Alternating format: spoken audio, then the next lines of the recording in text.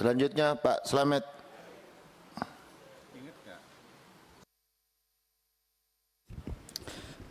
Bismillahirrahmanirrahim. Assalamualaikum warahmatullahi wabarakatuh. Yang saya hormati Pak Pimpinan serta rekan-rekan anggota Komisi 4 yang saya hormati, Pak Sekjen beserta Pak Dirjen dan seluruh jajaran, serta Pak Dirut dari semua BUMN yang pangan yang hadir hari ini, yang saya hormati.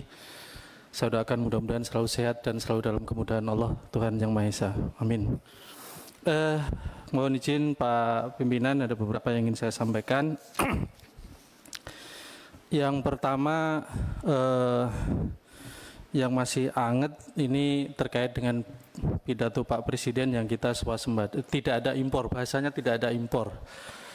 Saya ingin mendapatkan konfirmasi yang jelas nih dari beberapa BUMN, mungkin ada Pak Dirut Bulog, ID Food ada ya, ID Food. Mohon diberikan informasi yang tidak menyesatkan, Pak. Ya. Jadi kami tidak membantah apa yang disampaikan oleh Presiden, tidak. Tetapi saya juga ingin dapat data yang valid, sementara kami juga punya data pembanding dari BPS. Nah ini supaya nanti masyarakat juga tidak tersesatkan dengan info-info yang kemudian ini membahayakan bagi ketahanan pangan dari kita. Itu yang pertama. Yang kedua terkait dengan PMK. Nih Pak Menteri harusnya ya, karena nggak ada Pak Dirjen. Jadi kalau vaksin ini mutlak ya, karena memang secara teoritis penyakit virus itu tidak akan bisa kemudian tidak diatasi tanpa kemudian itu vaksin. Sehingga yang disampaikan oleh Pak Ketua tadi ya harus segera direalisasikan sebelum kemudian ini menjadi satu yang membahayakan. Cuma saya bukan di situnya. Saya yakin usaha pemerintah untuk segera merealisasikan vaksin harus menjadi komitmen bersama untuk segera. Tinggal masalahnya yang menjadi keluhan apa yang kemudian dijanjikan. Ya. Dijanjikan terkait dengan dana kompensasi. Kalau bahasa kita eradikasi. Ini kan secara teori memang harus diberikan kepada daerah yang menerima korban supaya ini mau dimatikan. Cuma masalahnya di garis bawahi ini Kak Ansi dan teman-teman semuanya, diberikan kepada daerah yang hijau saja. Ini kan seolah-olah memberi sesuatu yang memang diiming-imingin dan yang nggak mungkin diambil. Nah ini tolong dicatat. Yang rugi itu daerah merah, Pak. Daerah hijau mah selamanya nggak ada rugi. Tapi kenapa kemudian ini diiming-imingin mau dikasih? Ini yang menyampaikan Kementerian Menko ya, terlepas dari ini, tapi diberikan kepada daerah yang hijau. Ya sama dengan ingin memberi permen, tapi permennya ditaruh di mana yang tidak bisa diambil. Nah, ini mohon kemudian ditinjau ulang. Ini terkait dengan masa depan peternakan kita, Pak. Ya, jadi terkait dengan segeranya vaksin ini juga terkait dengan masa depan peternakan kita. Sehingga saya tidak meragukan komitmen itu, tetapi hayo komitmen ini kemudian kita segera bangun supaya segera teratasi semua itu. Berikutnya terkait dengan pupuk subsidi. Sudah di launching, sudah dilakukan sosialisasi dan bahasanya ya seolah-olah ini adalah rekomendasi, menjalankan rekomendasi dari Komisi 4. Tidak salah juga. Tetapi saya ingin menggarisbawahi bahwa salah satu rekomendasi dari Komisi 4 itu kalau betul dijalankan, ya, dari rekomendasi itu adalah tidak perlu adanya ERDKK, Pak Sekjen.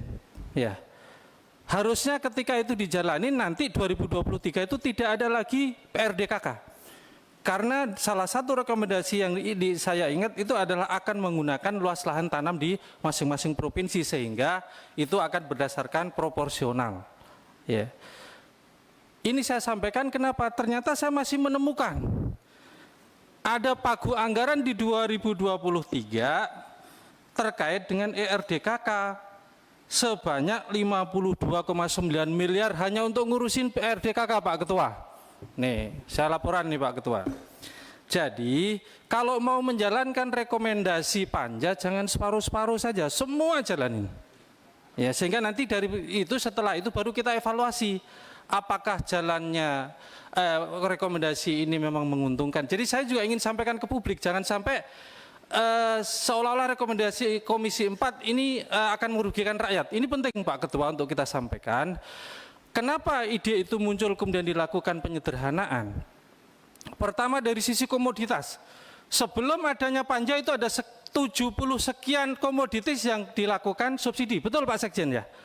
Muncullah kemudian keputusan dari panja minta disederhanakan oleh kementerian supaya semakin fokus kepada hal-hal yang terkait dengan misalnya inflasi.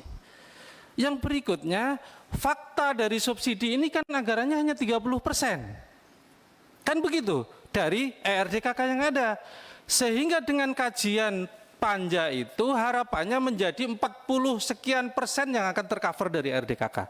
Nah pertanyaan saya juga ingin menanyakan, sudah berapa persen dari kalau itu dilaksanakan, apakah hitung-hitungan kita kepada 40 sekian persen, artinya meningkat dari 30 ke mendekati 50. Nah ini yang kita ingin, jadi jangan sampai ada sosialisasi yang cenderung, mohon maaf nih, cenderung ini DPR yang merekomendasikan, kalau salah merekomendasikan, sementara kita punya filosofi, maka laksanakan nanti kita evaluasi. Jadi ini titik saya, jadi kalau dilaksanakan sepenuhnya harusnya ini tidak ada lagi pagu untuk RDKK, tapi saya masih menemukan di 2023 ada pagu RDKK. Kemudian yang berikutnya saya izin Pak Ketua kalau ada sedikit lebih dari 5 menit ya, jadi terkait dengan ketahanan pangan kita ya, jadi ini menjadi concern kita semuanya. Saya juga sama Pak, sebenarnya kita tidak perlu galau dengan ketahanan pangan kita. Kalau kemudian seperti yang kita sampaikan bersama, saya khususnya dan juga teman-teman Komisi 4, perlu dilakukan evaluasi terkait dengan kebijakan subsidi itu, kan begitu. Jadi hari ini Kementerian Pertanian fokus kepada peningkatan produktivitas. Padahal sebenarnya produktivitas itu akan berbanding lurus dengan tingkat kesejahteraan petani. Kalau petani menanam mendapatkan untung, tidak disuruh insya Allah dia akan semangat menjadi petani. Masalahnya hari ini adalah ketika dia bercocok tanam, hasilnya selalu rugi. Sehingga didorong-dorong mau produktivitas kayak apa, nggak akan bisa. Sehingga di awal periode ini, ya, saya masih ingat dan ada di keputusan di kesimpulan rapat kita RDP dan juga Raker kalau tidak salah, untuk dilakukan kajian, minimal kajian dulu bagaimana kemudian seandainya dilakukan subsidi pasca panen. Saya pikir ini harus kemudian dijalankan karena ini memberikan jaminan untuk kesejahteraan dari petani kita. Kalau petani kita sejahtera, tidak disuruh-suruh, tidak dikasih program apa-apa, insya Allah dia akan dengan sendirinya bercocok tanam. Nah ini menjadi catatan kita. Nah masih nyambung dengan ketahanan pangan kita, saya menggarisbawahi ini Pak Ketua, terkait dengan food estate. Saya juga masih menemukan, food estate temuan BPK akan mengalami kerugian. Potensi kerugian yang luar biasa, 358,9 miliar. Ini temuan BPK. Walaupun nanti bisa kita pisah, karena pelaksana dari food estate tidak hanya Kementerian Pertanian. Ya. Nah, saya masih melihat beberapa temuan-temuan itu terkait dengan Kementerian Pertanian, khususnya juga hortikultura. Di saat kemudian ada rekomendasi bahwa ini tidak mendukung ketahanan pangan kita, program ini, baik korporasi maupun, tapi saya juga mohon maaf masih menemukan pagu DAK tematik pengembangan food estate 650 miliar. Ini masih ada temuan, rekomendasinya apakah sudah di follow up, bahkan di sini ada kan harus diberikan sanksi ke dirjen tertentu. Tapi juga sudah muncul Pak Ketua ini program tentang food estate. Sehingga sebagai tanggung jawab moral dan publik kepada rakyat, saya mengusulkan di forum yang terhormat ini secara resmi Pak Ketua, rasa-rasanya membentuk panja food estate harus dilakukan dalam rangka kita menentukan juga, kasihan juga Kementerian Pertanian. Kita ngomong food estate seolah-olah yang salah semuanya Kementerian Pertanian. Padahal ini leading sektornya tidak hanya Kementerian Pertanian, begitu kan Pak ya? Ada kementerian-kementerian lain. Tapi kita ingin meluruskan bahwa supaya di Kementerian Pertanian ke depan bisa kita berikan evaluasi supaya ini tidak terjadi lagi kemungkinan atau potensi pelanggaran yang pada akhirnya ini direkomendasikan tidak mendukung untuk kemudian ketahanan pangan kita.